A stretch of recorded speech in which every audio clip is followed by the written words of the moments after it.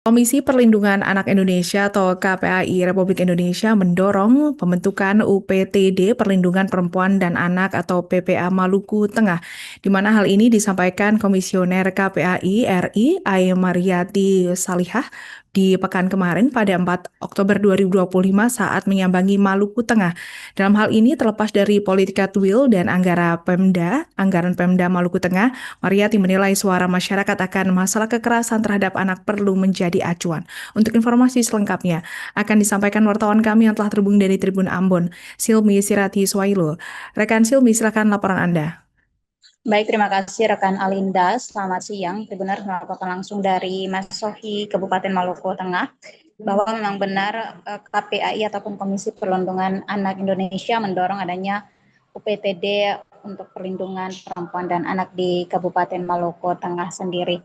Dan hal itu disampaikan langsung oleh salah satu komisioner KPAI yang menyambangi Maluku Tengah dan juga melaksanakan diskusi publik dengan sejumlah stakeholder lainnya yang membahas tentang kasus kekerasan dalam rumah tangga yang di dalamnya juga ada fokus pembahasan pada kasus perempuan dan juga perlindungan terhadap anak.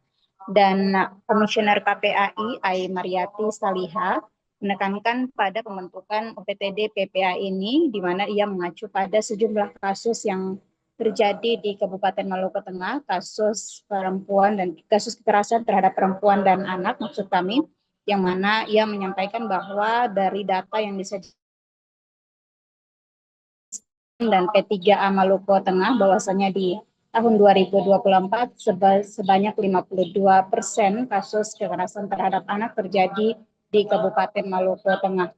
Dan dari kondisi itulah ia menilai bahwasanya ada salah satu instansi atau unit yang melaksanakan unit teknis yang melaksanakan penyelenggaraan atau pelayanan di bidang perlindungan perempuan dan anak di Kabupaten Maluku Tengah. Ia juga merujuk pada salah satu peraturan Kementerian P3A yang mana dalam peraturan tersebut harus didirikan salah satu instansi teknis guna pelayanan perlindungan terhadap perempuan dan anak di tingkat daerah sendiri.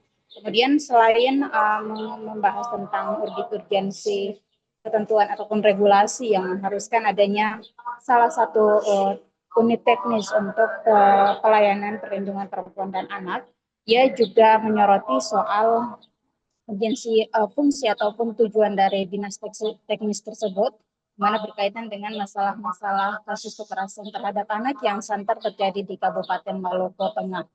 Kemudian sebagai informasi tambahan dapat kami sampaikan bahwa Kabupaten Maluku Tengah sendiri merupakan kabupaten tertua di Provinsi Maluku dan memiliki jumlah penduduk yang terbanyak di Provinsi Maluku, di mana jumlah penduduk di Kabupaten Maluku Tengah hampir setengah dari total jumlah penduduk seprovinsi Maluku.